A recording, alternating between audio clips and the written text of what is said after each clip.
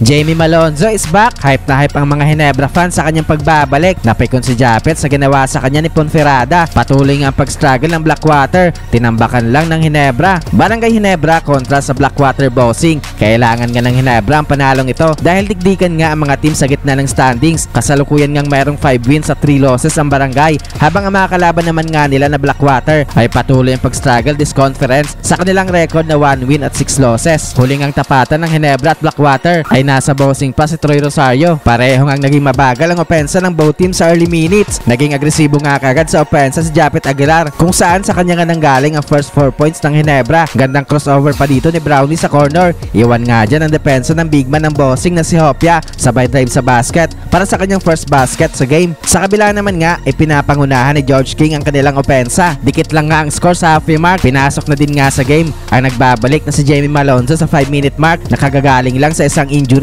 Nakapagpasabit pa si Scotty ng foul kay George King sa fast break. Biglang arangkada nga ang opensa ng Gene King sa late minutes, kaya makakapagpabaon pa nga ng 6-point lead ang Ginebra after ng first frame sa score na 19-13. Second quarter ay frustrated nga kaagad itong si Japet Aguilar kay Ponferrada matapos ngang tamaan ni Jewel ang ulo ni Aguilar sa ilalim. Kitang-kita nga dyan ang pagkainis ni Japet, kaya natawagan nga ng flagrant foul penalty 1 si Ponferrada sa play na yan. Maganda nga ang simula ng Gene Kings offensively, kung saan umabot na sa double digit ang kanilang lamang sa naging and one play na RJ Abarientos. Naging in control pa rin nga ang Ginebra sa game sa halfway mark, pero paunti-unti nga pagbawas ng bossing sa kanilang kalamangan. Patuloy nga ang pagiging agresibo sa opensa ni George King. Naibaba nga nila sa 2 puntos ang lamang ng Ginebra sa 3-minute mark, pero bigla nga uminit ang outside shooting ni RJ Abarientos papatapos ang quarter, kung saan nagkaroon ito ng back-to-back 3-pointer. Kaya balik na nga ulit sa 7 points ang lamang ng Ginebra sa halftime sa score na 39-32. Pinapangunahan nga ni George King ang scoring so far, kung saan nakapagtala ito ng 17 points. Sa kabila naman nga ay nangunguna si RJ Abarientos sa scoring, kung saan nakapagtala naman ito ng 11 points. Sumunod nga si Justin Brownlee na nakapagtala ng 10 points. Third quarter ay patuloy nga ang mainit na opensa ng Ginebra. Balik na nga ulit sa double digit ang kanilang kalamangan sa early minutes. Agresibo pa rin nga sa opensa si Brownlee na nagkaroon ng 2 early field goals. Unti-unti ngang lumalaki ang kalamangan ng Ginebra sa halfway mark. Take over na nga dyan sa kanilang opensa si Troy Rosario